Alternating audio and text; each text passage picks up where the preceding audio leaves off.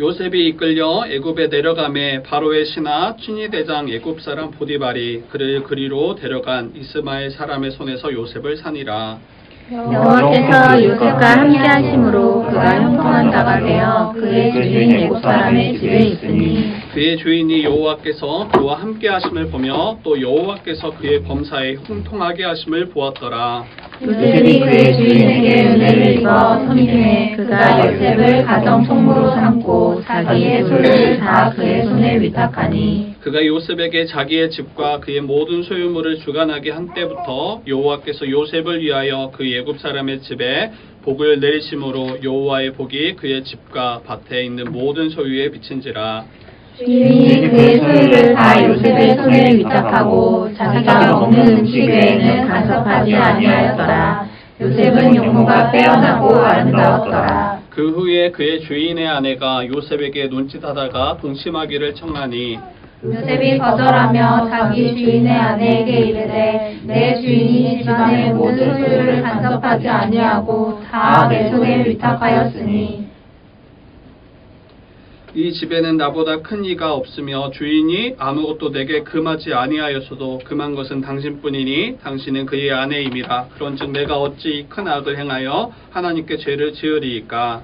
여인이 날마다 요셉에게 청하였으나 요셉이 듣지 아니하여 동침하지 아니할 뿐더러 함께 있지도 아니하니라. 그러할 때 요셉이 그의 일을 하러 그 집에 들어갔더니 그 집 사람들은 하나도 거기에 없었더라. 그 여인이 그의 옷을 잡고 이르되 나와 동침하자. 그러나 요셉이 자기의 옷을 그 여인의 손에 버려두고 밖으로 나가매 그 여인이 요셉이 그의 옷을 자기 손에 버려두고 도망하여 나감을 보고 그 여인의 집 사람들을 불러서 그들에게 이르되 보라 주인이 히브리 사람을 우리에게 데려다가 우리를 희롱하게 하는도다. 그가 나와 동침하고자 내게로 들어오므로 내가 크게 소리 질렀더니 그가 나의 소리질러 부름을 듣고 그의 옷을 내게 버려두고 도망하여 나갔느니라 하고 그의 옷을 곁에 두고 자기 주인이 집으로 돌아오기를 기다려 이 말로 그에게 말하여 이르되 당신이 우리에게 데려온 히브리 종이 나를 희롱하려고 내게로 들어왔으므로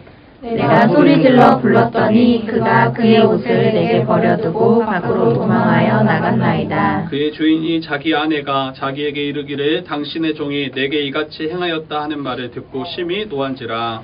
이에 요셉의 주인이 그를 잡아오게 가두니 그 옥은 왕의 죄수를 가두는 곳이었더라. 요셉이 옥에 갇혔으나 여호와께서 요셉과 함께 하시고 그에게 인자를 더하사 간수장에게 은혜를 받게 하심에 간수장이 옥중 죄수를 다 요셉의 손에 맡김으로 그 재반 사물을 요셉이 처리하고 함께 보겠습니다.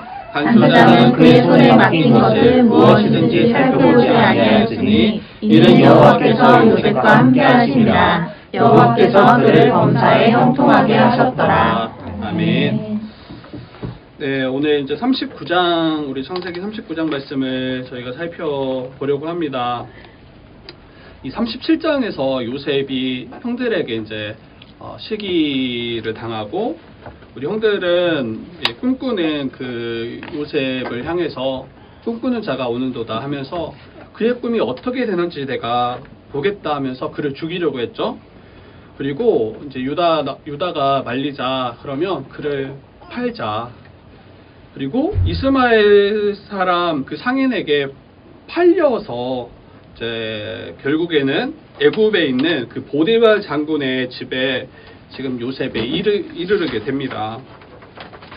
그래서 이제 요셉의 이야기가 우리 37장 그리고 39장으로 이어져 가고 우리 지난주에는 유다와 다말에 대해서 이야기를 잠시 나누고 지금 이어가는 거죠.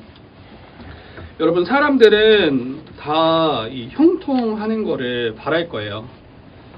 다 형통하기를 원하고 잘 되는 것을 바랄 겁니다.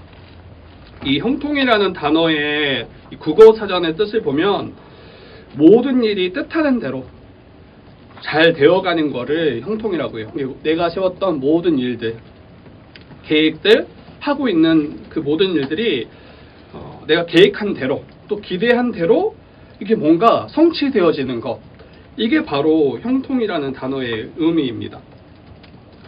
그리고 사람들이 원하는 그 일들을 보면 이제 대부분 이런 것 같아요. 이 땅에서 잘 되는 것, 그리고 건강하는 것, 그리고 부하게 되는 것. 이러할 때 사람들은 형통하다라고 일반적으로 말하는 것 같습니다. 여러분, 저와 여러분도 마찬가지죠. 저와 여러분도 우리가 뜻하고 그 원하는 일이 그 계획대로 기대한 대로 이루어져 가고 있더라면 이건 너무 좋죠. 너무 감사한 일이고 정말 형통하다라고 말할 수 있을 것 같아요. 그리고 주의 뜻 교회도 개척하면서 기대하고 계획했던 바들이 분명히 있어요. 그 기대하고 계획했던 바대로 딱딱 이루어진다면 정말 좋겠죠. 너무 좋을 것 같아요. 그리고 여러분 가정에서 또 직장에서 또 여러분들이 속한 곳곳에서 생각한 대로 그 일들이 딱딱 이루어진다면, 그 일들이 다 계획한 대로 성취되어진다면 여러분 이거 너무 좋죠. 이게 이제 형통이라는 의미인 거예요, 본래. 그리고 사람들은 이 형통하고자 이 종교를 찾아요. 형통하고자 무당을 찾기도 하고 점집을 찾기도 합니다. 그래서 자기가 당할 수 있는 그 불운을 막아내고 이 복을 얻기 위해서 여러 가지 방식, 방법들을 사용하기도 합니다. 그리고 형통할 수만 있더라면, 내가 원하는 대로 그 일들이 잘 이루어질 수만 있더라면 뭐 수백만 원, 수천만 원, 뭐 수억을 쓰기도 아까워하지 않아요, 사람들은. 그리고 최근에 이제 보았던 영상 중에 이제 정치인이기도 하면서 또 사업가이기도 하면서 이제 요즘에는 이제 거의 사이비 교주가 지금 되어 있는 상황인데, 이 허경영 씨에 대해서 PD 수첩이 다루는 영상을 최근에 봤어요. 아마 최근에 방영됐던 영상인 것 같아요. 근데 그 사람의 이야기를 들어보면 자신이 손이 닿는 곳마다 다 치료가 일어난다라고 이야기를 해요. 사람들을 만지죠. 그들이 약한 부분, 또 병든 부분들을 만지면 사람들이 질병의 고침을 받고, 또 이제 정말 특정 브랜드 우유를 그냥 사서 그것을 사람들에게 대파하는데 거기에다가 자기 사진을 붙여서 판매를 하더라고요. 근데 그거를 마시면 이제 다 모든 질병이 다 고쳐진다라고 이야기를 해요. 그래서 불로장생 뭐 이런 그런 이름을 붙여가지고 판매하더라고요. 근데 왜 이토록 말도 되지 않은 그러한 상황이 분명한데 수많은 사람들이 한두 명이 아니에요. 거의 수백, 수천, 수많은 사람들이 그 사람을 추종하고 그를 따르고 있는 모습입니다. 그리고 이제 특별한 명패를 판매해요. 하나가 막 1억 원 하는 그런 명패, 거기 보면 대천사라고 쓰였더라고요. 이거 받으면, 이거를 사면 자기도 죄가 사함받고, 이게 지금 종교가 다 정말 혼합되어져 있는, 그리고 이거가 있으면 이 땅에서도 잘 되고 죽어서도 이제 다 천국 가는 거예요. 근데 이게 1억 원인데 사람들, 이걸 산 사람들이 200명이 넘는다고 하네요. 그럼 얼마예요, 따져보면. 그리고 그것보다 더 저렴한 몇백만 원짜리 패들도 막 수천 개가 팔려 나가는 거예요. 그리고 거기에 이제 그 영상들을 보면 자신을 예수 그리스도보다 더 완벽한 메시아로 소개하고, 또 예수 그리스도만 가져온 게 아니라 미륵보다도 자기가 더 완벽한 그런 이제 어떤 구원자로 자기를 소개합니다. 정말 말이 되지 않은 일인데 왜 이토록 사람들이 그를 추종하고 따르는가 할 때 거기에 다 형통하고자 하는, 잘 되고자 하는 그 마음이 다 있습니다. 그리고 그러한 사람들의 대부분은 굉장히 그 삶이 불안한 사람들이에요. 그리고 절박한 그 상황 가운데 있는 사람들의 그 심리를 이용해서 마치 허경영 그 사람을 따르면, 그가 제시한 어떤 솔루션을 이제 따르면 마치 이 땅에서 이 형통할 수 있는 것처럼 이렇게 사람들을 미혹하고 있는 모습입니다. 그러니까 우리는 이러한 세상의 이제 거짓된 형통에 대해서 경계해야 되는 거죠. 그리고 성경이 말하는 형통이 무엇인지 우리는 바로 알아야 이런 거짓 형통에 대해서 세상이 말하는 잘못된 형통에 대해서 우리는 분별하고 또 참되게 정말 가장 복된 그 모습으로 그러한 형통으로 나아가게 될 것입니다. 오늘 본문이 그걸 잘 이야기해주고 있습니다. 여러분 37장에서 요셉은 자신이 받은 그 꿈으로 인해서 자신이 꾼 꿈으로 인해서 형들에게 죽임 당할 뻔했고 구덩이에 던져졌고 결국에는 애굽에 팔려왔죠. 그리고 친위 대장 이 보디발 그 장군의 집에 노예로 지금 거하고 있는 상황이에요. 이렇게 보면 여러분 요셉이랑 형통은 거리가 먼 단어처럼 보여요. 요셉의 인생을 보면 이런 형통과는 거리가 멀어 보입니다. 2절 말씀을 보면 요셉에 대해서 이렇게 이야기하는데 우리 2절 말씀 한번 같이 읽어볼까요? 2절 말씀 같이 읽어보겠습니다. 시작. 여호와께서 요셉과 함께 하심으로 그가 형통한 자가 되어 그의 주인 애굽 사람의 집에 있으니. 네, 지금 2절에는 요셉을 뭐라고 하냐면 형통한 자가 되었다라고 이야기해요. 형통한 자가 되었다. 여러분 근데 지금 요셉의 신분은 종이에요. 종. 그리고 앞에서 우리 형통의 단어를 정의했을 때 자기가 원하고 뜻하는 대로 이게 이루어지는 것을 형통이라고 했는데 지금 요셉은 자신의 뜻이 없어요. 종된 자가 무슨 자기의 뜻이 있습니까? 자신이 뜻하는 대로 자신이 원하는 대로 살아가면서 그것을 이루어가는 자가 아니라 종이 되어서 주인이 원하는 대로 주인이 뜻하는 대로 살아가는 인생이 지금 요셉이에요. 그러니까 형통과는 거리가 멀어 보여요. 그런데 2절에서 성경은 요셉을 형통한 자가 되었다라고 이야기하는 거죠. 요셉이 이제 보디발 장군의 집에 거할 때 그가 가정일을 볼 때 여러분 보디발 장군의 집이 큰 복을 받았어요. 이 보디발 장군이 봐도 요셉 한 사람 온 것밖에 없는데 이전에 자기 가정의 모습과 이 요셉이 온 이후에 그 가정의 모습이 너무 다른 거예요. 그리고 정말 복을 풍성히 누린다라는 것을 아마 보디발뿐 아니라 그 집 모든 사람들이 보았던 것 같습니다. 그리고 주인은 이 보디발 장군은 이것을 굉장히 흡족하게 여기고 이 요셉을 더욱 총애했고 그를 가정총무로 세워요. 이 가정총무는 그 집에 보디발 장군 그 다음에 가장 높은 사람으로 요셉을 세운 거예요. 그래서 자기 집의 모든 소유를 다 주관하게 하고 모든 것을 다 맡겨서 지금 그를 통해서 이 가정을 돌보게 하는 그 일이 이 가정총무의 일입니다. 가장 높은 자로 그 가정에서 보디발 장군 다음으로 가장 높은 자로 그 지위에 세워져 있는 거죠. 이러한 모습을 보면 형통한 자가 된 건가? 라는 생각이 들기도 해요. 그리고 이제 꽃길을 걷겠다라는 기대를 불러일으킵니다. 더 총애를 받으면 어떻게 될까요? 제가 볼 때는 기대할 수 있는 게 종의 신분에서 자유를 얻는 거겠죠.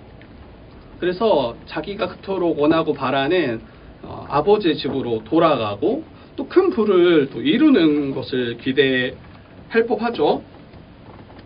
그런데 이 주인의 아내인 이 보디발 장군의 아내로 인해서 이게 다 지금 산산이 무너질 그 위기에 지금 처하게 됩니다. 이 요셉이 굉장히 용모가 빼어났던 것 같아요. 오늘날로 하면 차은우 정도 정말 용모가 빼어나고 너무 아름다웠더라라고 이야기를 해요. 보디발 장군의 아내는 여주인인 이 장군의 아내는 요셉의 그 빼어난 용모의 마음이 빼앗겨요. 그리고 계속해서 요셉에게 이제 그 눈짓합니다. 꼬리치는 거죠. 그러면서 은밀히 자신과 동침하기를 계속 청해요. 나와 함께 거하자. 나와 함께 자자. 이렇게 이 여주인은 요셉에게 계속 이제 강구합니다. 그런데 이제 요셉은 그러한 이 여주인을 향해서 장군이, 나의 주인인 장군이 자기의 모든 소유를 다 내게 위탁했습니다. 그리고 이 집에서 이 장군 다음으로 가장 높은 자로 나를 세워줬습니다. 전적으로 신뢰하고 아무것도 금지한 것이 없습니다. 그런데 유일하게 금한 게 있더라면 당신입니다. 이게 지금 요셉이 말하는 거죠. 그리고 요셉은 이를 분명히 알았고, 이게 단순히 보디발에게 죄가 될 뿐 아니라 이게 하나님께 악을 행하는 것이고 하나님 앞에 범죄한 이름을 알았어요. 그래서 계속 그것을 거부하고 피하는 그 시간들을 보냅니다. 그런데 이 보디발 아내가 날마다 계속 그를 미혹합니다. 유혹하고 그와 동침하기를 그렇게 청해요. 그리고 아마 단순히 나와 동침하자 이것으로 끝나지 않았을 거예요. 동침할 수 있도록 수많은 아주 달콤한 제안들을 저는 했을 거라 생각해요. 나와 동침하기만 하면 내가 너의 출세 보장해 줄게. 아마 그만한 능력이 있었을 거예요. 이 보디발 장군은 여러분 이 바로 왕의 측근이에요. 그리고 아마 바로 왕의 호의를 맡았던 그런 굉장히 권세 있는 자가 아마 이 장군이었을 거예요. 근데 그의 아내였더라면 여러분 웬만한 일들은 뒤에서 다 봐줄 수 있죠. 그리고 그의 출세길을 보장해 줄 수 있을 만한 아마 이런 능력이 있었던 것 같아요. 근데 이런 제안들을 여러분 충분히 달콤하고 넘어갈 법한 그런 제안들을 지금 요셉은 다 거절하고 있습니다. 날마다. 그리고 어느 날 이제 일을 보려고 그 집에 들어갔는데 아무도 없는 거예요. 다른 이들이 아무도 없고 딱 그 여주인과 요셉만 딱 있게 되는 상황을 마주합니다. 그리고 이 여주인은 이때다 싶어서 그의 옷을 딱 잡아채고 나와 동침하자라고 그를 유혹하고, 그리고 굉장히 강하게 잡아 끌었을 것 같아요. 이제 결국에 이제 요셉은 그 자기의 옷이 이제 딱 잡혀 있을 때 이 옷을 벗어둔 채 이제 거기를 뛰쳐나가게 됩니다.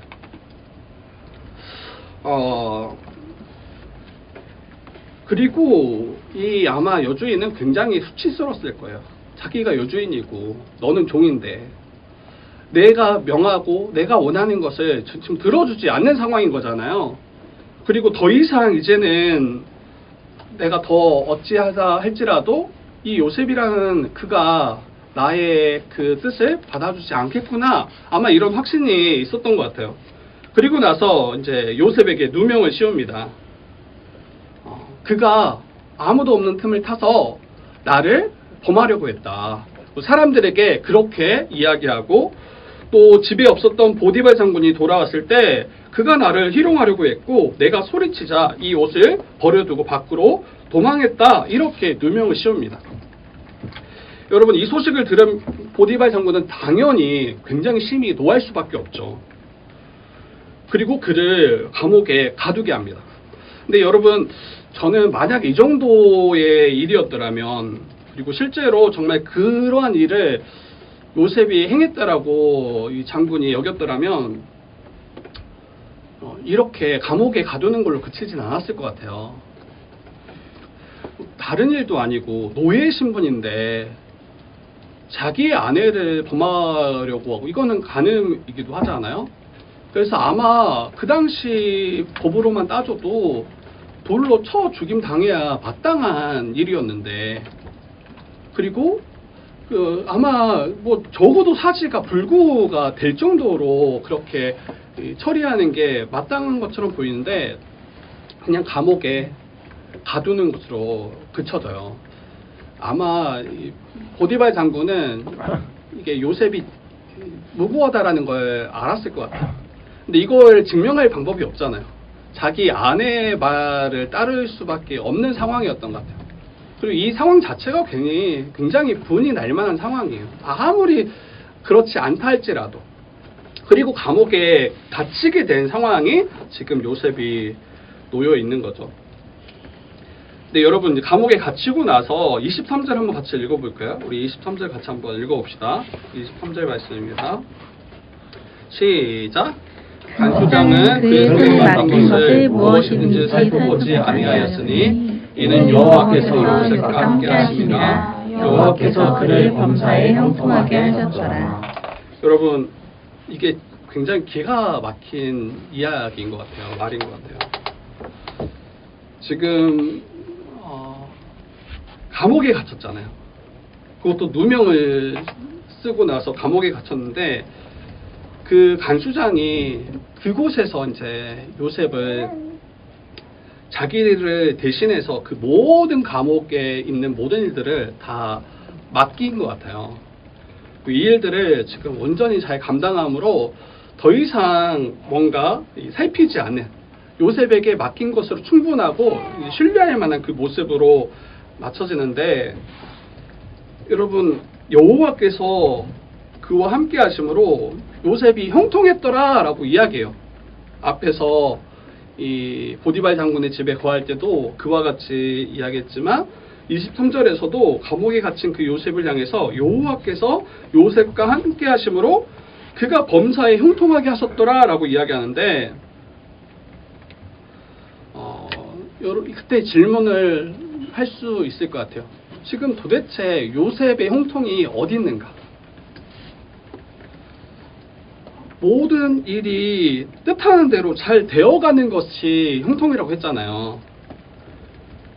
그런데 지금 감옥에 전에는 노예 신분이었더라면 이제는 그 노예 신분보다 더 낮은 이제 죄수의 신분으로 지금 떨어진 상황인 거죠.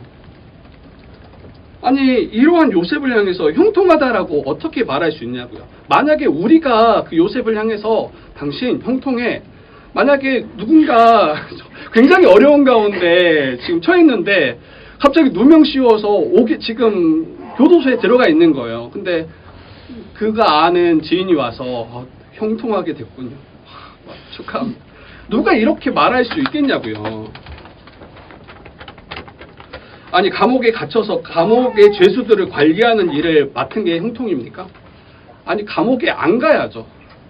그리고 자기가 범죄해서 감옥에 간 것도 아니고 지금 누명을 씌워서 누명 때문에 지금 감옥에 갇혔더라면 적어도 이 누명에서 벗겨주는 게 누명에서 이 지금 누명 씌웠던 그 누명에서 벗어나는 게 이게 형통인 거죠. 그리고 요셉의 인생을 보면 형들에게 안 팔리는 게 그리고 장자의 신분을 얻어서 그 복을 더 풍성히 누리는 게 이게 형통인 거죠. 도대체 요셉의 형통이 어디 있습니까? 이제 여기서 우리가 다시 생각해 봐야 돼요. 성경이 말하는 형통이 무엇인가? 성경이 말하는 형통이 무엇인가? 우리는 어떻게 이 형통을 이해해야 하는가? 첫 번째로 총 3가지를 제가 이 성경이 말하는 형통에 대해서 이야기할 텐데 첫 번째로 어떠한 인생을 형통한 인생이라고 성경은 이야기하냐면 하나님께서 함께 하시는 인생이 형통한 인생이다라고 성경은 이야기해요. 다시 이야기 드리지만 요셉의 삶을 형통하다 말할 수 있는가 할 때 적어도 39장의 말씀을 볼 때는 형통하다라고 말할 수 없다. 적어도 41장 정도에는 가야 그 41장이 거기에서 국무총리가 되거든요. 아니 41장 정도에 이르러서 형통하였더라라고 이야기하면 전 인정할 수 있을 것 같아요. 근데 여러분 41장에 가면 형통이라는 단어가 없어요. 지금 39장에 노예로 팔려가서 그 노예된 신분에서 형통했더라 이야기하고 감옥에 누명 씌워서 감옥에 갇혀 있을 그때 하나님이 여호와께서 너와 함께 하심으로 형통하였더라라고 이야기한다고요. 41장 가면 바로 왕이 요셉에게 자기의 인장 반지를 빼어서 끼워주고 그리고 세마포 옷을 입혀주고 사슬에 이제 금목걸이를 걸어주고 그리고 전국을 다스리는 총리로 세워주는 그때 형통했더라라고 이야기할 법하잖아요. 근데 거기에는 그런 단어가 나오지 않아요. 이거는 성경이 말하는 형통에 대해서 우리에게 분명하게 말씀하고 계시는 지점인 것 같아요. 다시 말씀드리자면 어떠한 자가 정말 형통한 자요, 형통한 인생인가 할 때 부원자가 되었을 때가 아니에요. 높은 지위에 오른 그때가 아니에요. 많은 사람들이 우리를 우러러보고 우리를 인정해주는 그때가 형통했다라고 말하지 않습니다. 성경은 하나님께서 저와 여러분들과 함께 하실 때, 하나님께서 우리와 함께 하실 때 형통하다라고 이야기하고 있어요. 이 창세기 이 말씀을 받았던 1차 독자가 출애굽기에서 가나안 땅으로 행하고 있는 그 이스라엘 백성들이잖아요. 400년간 종살이 했어요. 400년간. 그리고 출애굽한 후에도 40년간 광야 생활했다고요. 근데 여러분, 그들의 인생을 우리가 한 단어로 이야기한다면 저는 형통한 자라고 말할 수 있을 것 같아요. 왜 그러합니까? 하나님께서는 그 이스라엘 백성을 한 번도 잊지 않으셨거든요. 하나님께서는 늘 그들과 함께 거하셨고 그들을 신실하게 인도하셨거든요. 여러분, 성경은 이것을 형통이라고 이야기해요. 분명 그들의 삶은 녹록지 않았을 거고 정말 주님이 나와 함께 하신가 이렇게 의심될 법한 그런 상황 가운데 계속 거했던 게 사실이에요. 분명 주를 위해서 주의 뜻을 따라서 행하고 있음에도 불구하고 여러 가지 고난들이 끊이지 않은 게 지금 실제예요. 그러나 그러함에도 불구하고 하나님이 이스라엘 백성과 함께 하셨고 그들을 인도하실 뿐 아니라 또 신실하게 이끄신다라는 것을 우리가 안더라면 여러분, 그 인생은 형통한 인생이라고 할 수 있습니다. 믿는 신자들의 삶을 보세요. 믿는 신자들의 삶을 보면 여러분, 정말 세상이 말하는 그 형통의 그 자리에 있는 분들이 제가 볼 때는 많지 않은 것 같아요.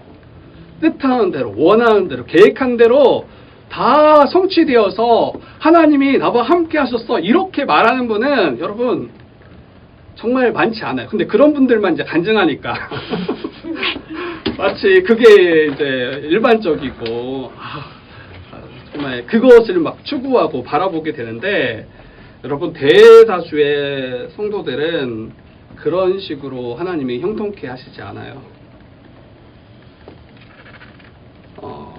신자들 가운데서도 그 삶이 정말 녹록지 않습니다. 뜻하는 대로 이루어지지 않아요.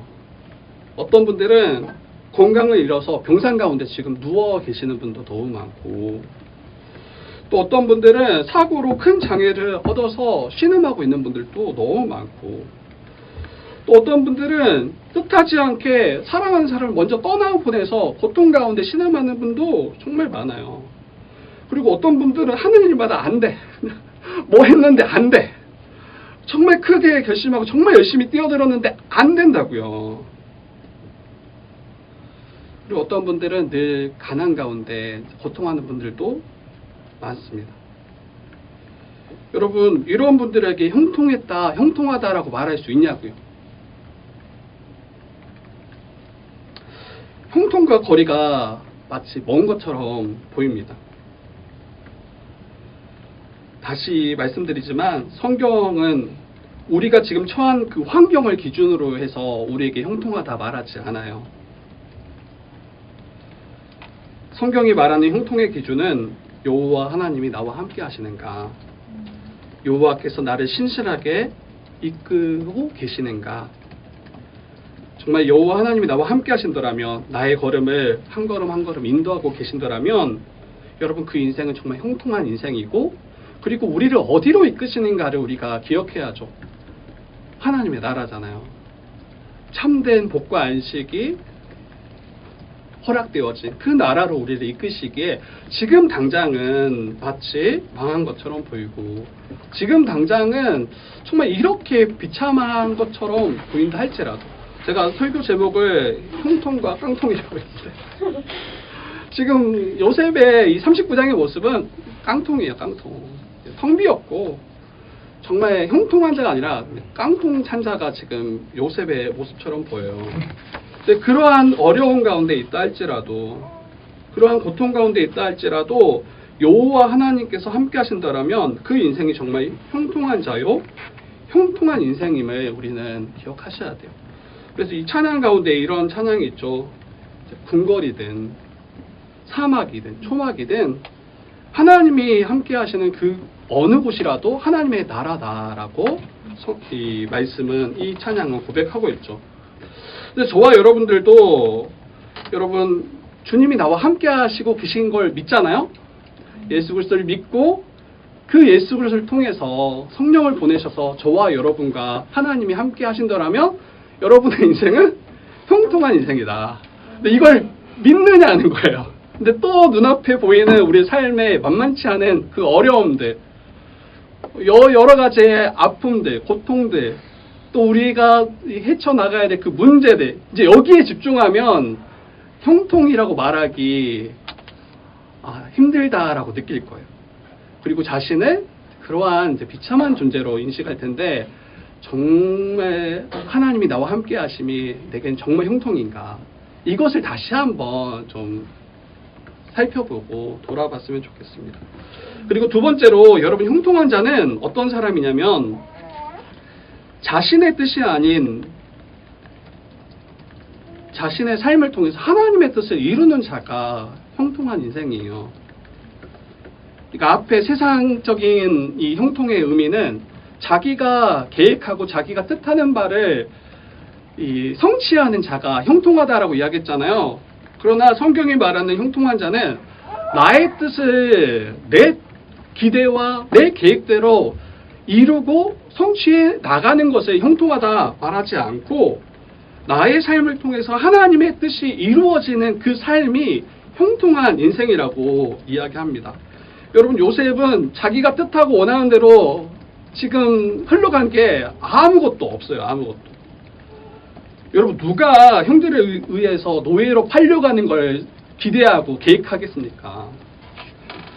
누가 겨우겨우 가정총무로 이제 인정받고 그 자리에 올랐는데 누명 씌워서 감옥에 가는 것을 누가 이것을 바라는 자가 누가 있겠어요? 분명 요셉은 자기가 원하는 인생을 자기가 기대하고 계획했던 인생을 지금 제대로 살아가지 못해요. 그러한 인생을 살았음에도 불구하고 그를 형통한 자라고 말할 수 있는 것은 여러분 요셉은 자신의 인생을 통해서 하나님이 뜻하시고 하나님이 원하시는 그 바를 이루며 살아갔던 사람이 요셉이기 때문입니다. 하나님이 원하시고 바라시는 것을 온전히 지금 이루어드리면서 그것을 순종하며 살아가는 자가 요셉인 거죠. 여러분 근데 하나님이 원하시고 바라시는 건 무엇입니까? 이 전체 창세기의 전체 흐름에서 보면 요셉을 통해서 이스라엘 나라가 세워지는 거예요. 요셉을 통해서 애굽을 거쳐서 민족이 되는 거고 결국에는 후에 하나님의 나라가 임하고 세워지는 것이 바로 하나님이 원하시고 바라시는 그 일입니다. 근데 이 일에 지금 요셉이 쓰여지고 있는 거죠. 자기의 뜻과 자기의 계획과는 상관없이 나의 삶을 통해서 하나님의 뜻이 이루어지는 이것을 형통하다라고 성경은 이야기하는 거죠. 여러분 성도들은 비록 모든 일이 나의 뜻대로 이루어지지 않는다 할지라도 나의 삶을 통해서 하나님의 뜻이 성취되어질 때 이것을 기뻐하고 이것을 형통하다라고 여기고 믿을 수 있어야 될 것 같아요. 왜냐하면 신자들의 인생의 주인이 바뀌었거든요. 나의 인생의 주인이 바뀌었거든요.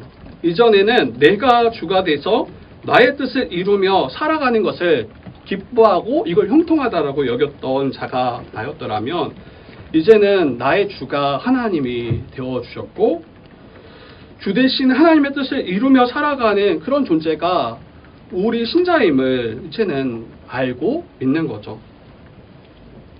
그래서 하나님의 뜻이 무엇인지 구하고 그 뜻을 이루며 살아가는 인생을 정말 복된 인생, 정말 형통한 인생이라고 우리는 고백합니다. 여러분 다시 한번 생각해 보세요.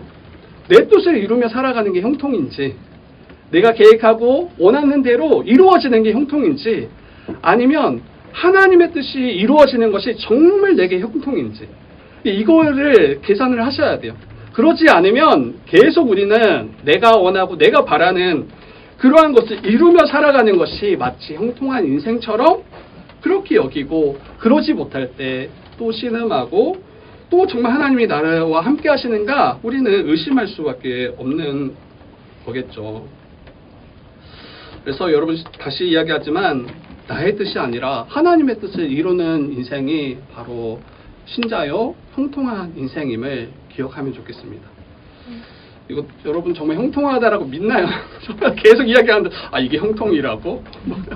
계속 물음표 한 10개씩 막 떠있는 듯한 느낌도 살짝 받는데 그게 형통이라면 이렇게 신앙생활 해야 되나? 이런 거 혹시 고민하신 분 있나요? 안 됩니다. 여러분의 뜻이 이루어지는 게 여러분에게 크게 형통이 되지 않아요. 당장은 괜찮은 것처럼 보일지 몰라도 그게 여러분들을 정말 참된 복으로 이끌어주지 못해요. 세 번째로, 여러분 형통한 인생은 자신의 그 수고와 섬김을 통해서 다른 이들을 형통케 하는 자가 형통한 인생이에요. 요셉을 형통한 자라고 했을 때 그의 삶을 보세요. 그가 거하는 곳, 그가 수고하고 섬기는 그 자리가 형통하게 되는 그 일을 계속해서 행했죠. 요셉이 가정 총무가 되어서 그의 주인을 섬길 때 그 주인의 모든 소유가 복을 받게 되고 그 집이 복되게 되었다라고 성경은 이야기해요. 그리고 그가 감옥에 갇혔던 그때도 여러분 요셉을 통해서 그 감옥이 형통케 되고 그 감옥이 복되게 되었다라고 이야기를 해요. 형통한 자는 어떠한 자입니까? 자신의 수고와 섬김을 통해서 때로는 굉장히 큰 값을 지불하는 것이라 할지라도 자신을 통해서 그가 거하는 곳이 형통케 되는 것, 그곳이 복을 받는 것, 이게 바로 형통한 자의 모습입니다.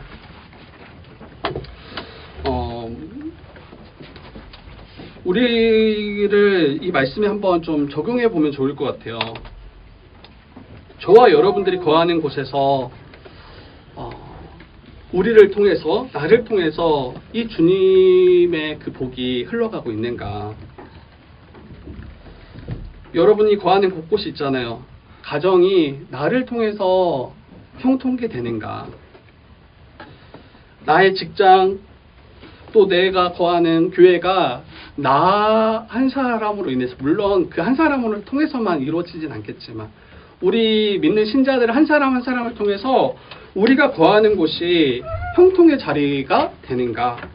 이것을 우리가 한번 살펴봤으면 좋겠어요. 여러분, 우리가 있는 자리에서 나의 형통만을 구하지 마시고 여러분 옆에 있는 지체의 형통을 위해서 우리가 수고할 때, 우리가 그를 위해서 사랑으로 섬길 때, 때로는 우리가 낮아지고 우리가 여러 가지 어려움을 혹시 당한다 할지라도 이것을 통해서 다른 이가 복을 누리는 것을 나의 형통으로 받아들이실 수 있어야 돼요. 만약 함께하는 자들이 각자가 자기의 형통만을 구한다면, 함께하는 자들이 자기의 뜻만을 이루기 위해서 힘쓴다면 여러분 그곳에서는 형통이 이루어질 수가 없죠. 아주 치열하게 서로가 서로를 위해서, 자기만을 위해서 살아내고 그렇게 이제 약육강식의 원리로 살아내게 될 거 아니에요. 여러분 다시 이야기하지만 성경이 말하는 형통은 내 뜻을 구하지 않고 하나님의 뜻을 구할 뿐 아니라 또 나의 삶을 통해서 다른 사람들이 형통케 되는 그러한 삶이 성경이 말하는 형통한 자의 모습임을 우리는 기억해야 됩니다. 그리고 이게 이제 신약의 시대로 가져와 보면 밝히 드러나요. 전에도 제가 이야기했죠. 요셉은 예수 그리스도의 중요한 예표다. 근데 예수 그리스도가 살았던 삶의 모습인 거예요. 예수께서 어떻게 사셨습니까? 예수님은 자기의 뜻을 구하시지 않았죠. 그리고 하나님의 뜻을 구했죠. 겟세마네 동산 앞에서 이 잔을 할 수만 있더라면 내게 옮겨달라고 구했잖아요. 그런데 마지막 기도의 간구가 뭡니까? 자기의 뜻이 아니라 아버지의 뜻대로 이루어지기를 구했던 이가 예수님이세요. 그리고 예수님은 여러분 우리의 형통을 위해서 본인은 고난으로 나아가셨어요. 우리를 복되게 하고 우리에게 참된 그 형통을 주시기 위해서 본인은 그 형통과 거리가 먼 그 자리에 계셨다고요. 때로는 고난 가운데, 때로는 사람들의 그 조롱 가운데, 때로는 그 십자가 그 가운데 못 박혀서 피 흘리시고 죽기까지 사랑하셨던 분이 우리 주님이시잖아요. 그게 바로 요셉이 걸어가고 있는 그 길이에요. 근데 자기가 범죄함 때문에 그 자리에 있는 게 아니에요. 요셉은 할 수 있는 대로 이 죄와 싸웠고 이 악에 참여하지 않고 도리어 자기가 있는 자리에서 하나님의 뜻을 구하고 또 하나님을 앞에 온전히 순전하게 서려고 힘썼던 자가 요셉이잖아요. 근데 마치 주님의 모습이 그와 같아요. 우리를 형통케 하시고 우리를 하나님의 뜻에 합당하게 우리를 세우시고자 우리 주님이 걸어가셨던 그 길이 요셉의 길과 겹쳐서 보입니다. 왜 이 요셉을 통해서 우리 가운데 다시 도전하시는가 할 때 여러분 주님은 우리에게 뭐라고 말씀하시냐면 나를 따르려거든 자기를 부인하고 자기 십자가를 지고 나를 따르라고 이야기하잖아요. 그러니까 단순히 예수 믿고 형통하게 됩시다 이 이야기가 아니에요. 예수님은 나를 믿는 예수를 믿는 자들마다 나와 같이 이 길을 걷자라고 이야기하시는 거예요. 형통하는 길은 다른 게 아니에요. 형통하는 길은 정말 내 뜻이 아니라 하나님의 뜻을 구하는 것이고 내가 원하는 대로 살아가는 인생이 아니라 하나님이 원하는 인생으로 살아가는 것. 그리고 하나님이 원하시는 그러한 삶으로 세워가는 것. 이게 바로 형통한 자의 모습인 것입니다. 여러분, 다시 한번 제가 여러분에게 질문하고 싶어요. 여러분은 정말 형통한 자 맞습니까? 여러분은 정말 형통한 인생 맞습니까? 여전히 세상의 관점으로 나를 바라본다면 나는 형통하지 못하다라고 이야기할 거예요. 그럴 수밖에 없어요. 여기에 누가 세상의 관점에서 형통하다라고 말할 만한 사람이 누가 있습니까? 몇 명 되지도 않지만. 그런데 성경이 말하고 하나님이 보실 때 정말 형통한 인생이 내가 맞는지 이것을 우리가 기억했으면 좋겠어요. 하나님이 나와 함께 하심이 내게 형통일 뿐 아니라 하나님의 뜻을 더 구하고 그 뜻의 앞에 엎드림이 내게 형통이요. 또 나의 유익만을 위한 것이 아니라 나를 통해서 다른 이들을 형통케 하는 자가 정말 참된 형통한 자임을 알고 우리 주의 뜻 교회 가운데 서로를 위해서 그렇게 살아갔으면 좋겠어요. 정말 주님 걸어가신 그 길을 나 또한 믿음으로 살아감으로 정말 하나님의 그 나라, 그 하나님 나라의 복이 우리 주의 뜻 교회 가운데 온전히 또 풍성하게 임하기를 주님의 이름으로 축복하고 또 축복합니다.